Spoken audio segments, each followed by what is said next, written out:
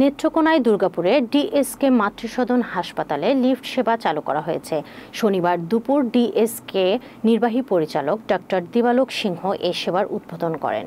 নেত্রকোনায় দুর্গাপুরে ডিএসকে মাতৃসদন হাসপাতালে লিফট সেবা চালু করা হয়েছে। শনিবার দুপুর ডিএসকে নির্বাহী পরিচালক ডক্টর দিবালোক সিংহ এই সেবার উদ্বোধন করেন। উদ্বোধনী অনুষ্ঠানে সিপিবি উপজেলা কমিটির সম্পাদক রূপন কুমার সরকার, বীর মুক্তিযোদ্ধা আব্দুল খালেক, প্রেস ক্লাব সভাপতি তোবারক হোসেন খোকন, হাসপাতাল ব্যবস্থাপক ধ্রুব সরকার সহ স্থানীয় গণমাধ্যম ব্যক্তিগণ উপস্থিত ছিলেন। নতুন লিফট সেবা বিশেষ করে প্রতিবন্ধী, প্রসূতি ও প্রবীণ রোগীদের সুবিধা বিবেচনায় চালু করা হয়েছে।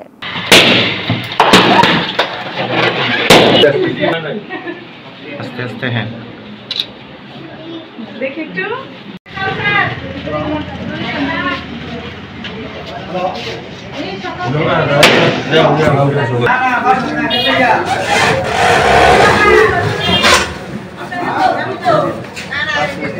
বন্ধ